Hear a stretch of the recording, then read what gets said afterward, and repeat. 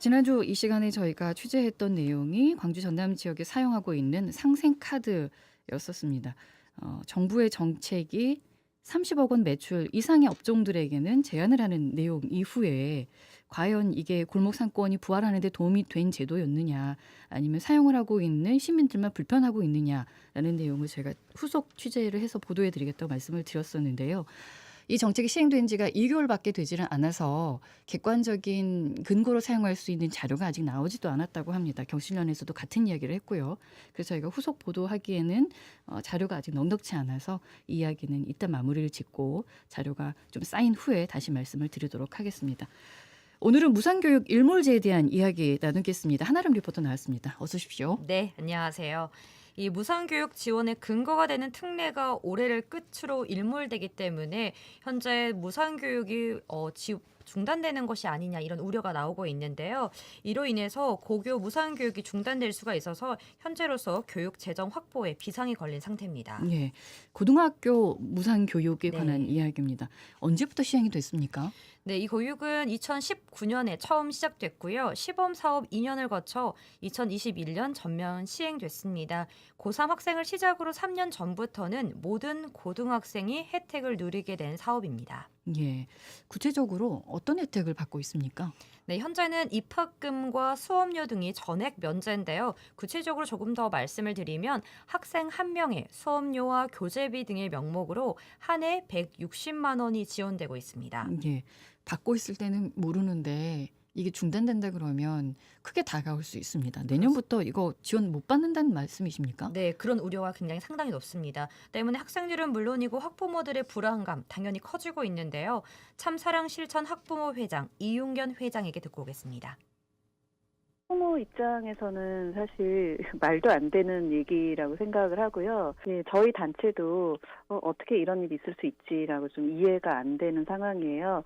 왜냐하면 이게 일몰제라는 걸 국회도 그렇고 정부도 그렇고 다 알고 있었을 거잖아요.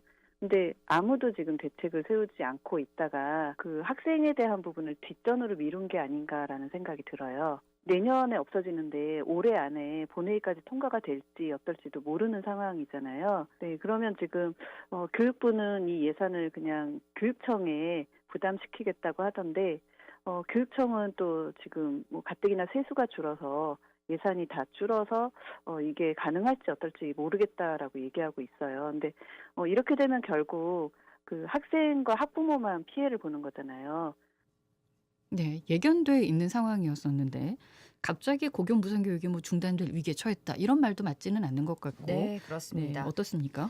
네, 실제 좀 자세히 살펴보면요. 고등학교 무상교육은 국가가 부담하는 것이 47.5%, 그리고 교육청이 47.5%, 그리고 나머지 이 지방자치단체가 5%로 나눠서 부담한다는 특례를 바탕으로 진행되는 사업인데요.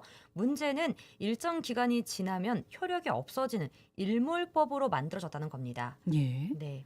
그렇다면은 이제 고교 무상교육의 재정을 지원한다는 이제 법적 근거는 소멸이 되는 올해로 그런 네. 예견된 상황이고, 앞으로 이렇게 되면 부담은 누구의 몫이 되는 겁니까? 네, 사실 이 법안이 만들어진 그대로 올해 12월 31일까지만 효력이 있게 되면요.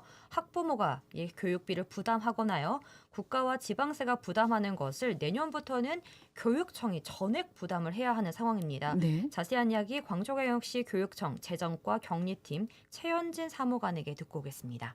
저희가 일단은 저희 그 무상교육비 관련 일몰제가 2024년 12월 31일까지 유효 기간으로 종료되게 돼서 저희 교육청에 지금 교육부 쪽에 그 교육청 일단 의견은 저희 연장 또는 재원 확보를 할 수 있는 어떤 대책이 필요하다라는 그런 의견은 제출한 상태입니다. 그리고 지금 의원들이 이 관련해서 그 입법 중인 의원들이 많은 걸로 지금 알고 있습니다. 예. 이대로 가면은 교육청이 감당을 해야 되는 상황입니까? 이게 현실적으로 가능합니까? 현실적으로 굉장히 불가능하다는 게 문제인데요. 전국 시도 교육감 협의회는 불가능하다라고 입장을 밝혔습니다. 실제 교육부가 이달 4일 국회에 제출한 내년도 예산을 보면요. 고교 무상 교육의 99.4%가 삭감된 상태고요. 예. 또 편성된 52억 6천 7천 7,600만 원만 봐도요.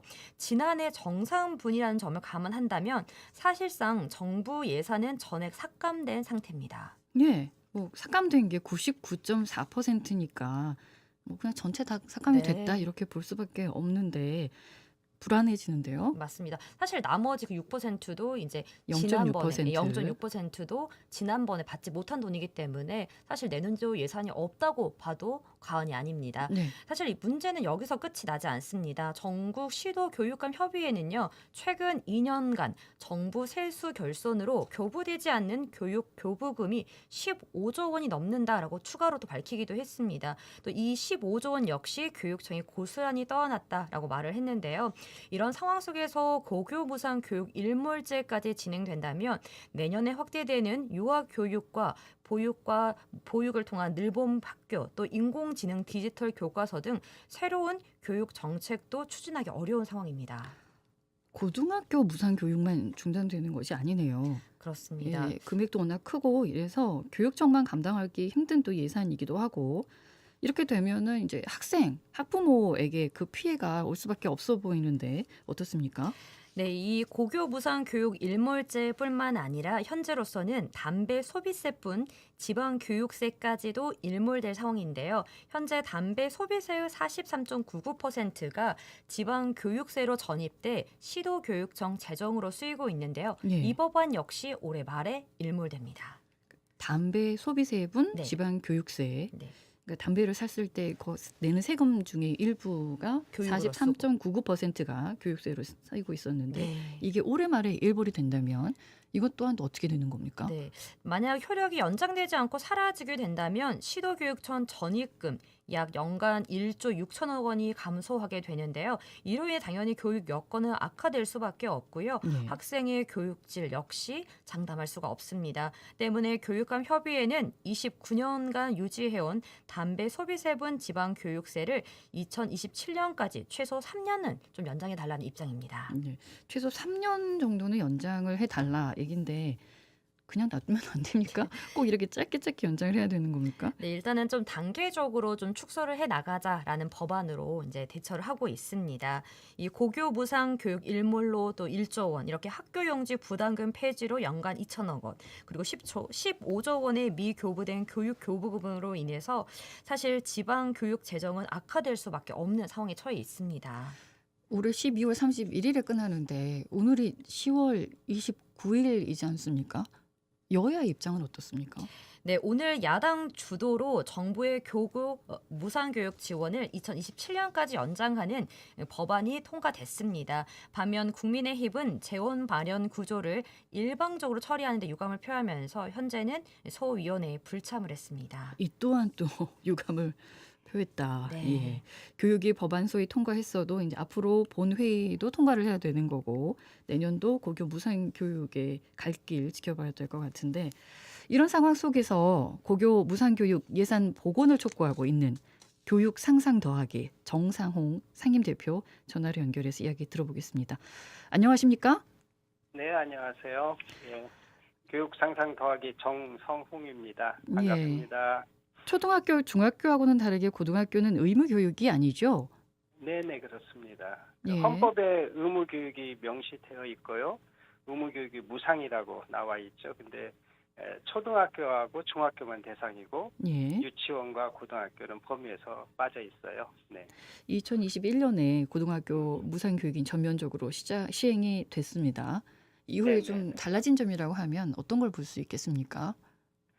2021년 전면 시행되면서 첫 번째로는 가정의 교육비 부담이 줄어들었겠죠.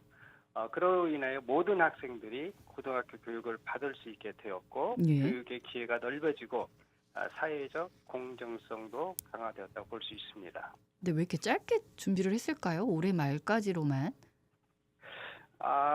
이 무상교육 관련해서요. 네. 이 정부가 지금 교육청에 떠넘기는 것은 저는 직무유기라고 보여지는데요. 예산을 편성하기 위해서는 그 법이 있고 법에 근거해서 예산을 편성하는데 고등학교 무상교육은 초중등교육법 10조 2항에 명시되어 있어요. 네. 입학급 수업료, 학교 운영 지원비 등 교과서 대금까지도 무상으로 한다. 근데 이걸 누가 지원하게 되어 있느냐면은 국가와 지방자치 단체가 부담하게 되어 있는 것이 법률적으로 명시되어 있습니다. 네. 그러면은 국가와 지자체가 어느 정도 비율로 할 것이냐라는 것이 교육재정 교부금법에 명시되어 있는데요. 이것이 올해 말에 종료되는 겁니다. 그래서 정부에서는 시도교육청과 각각 47.5%씩 나누고요. 지자체가 5% 부담하는 걸로 되어 있죠.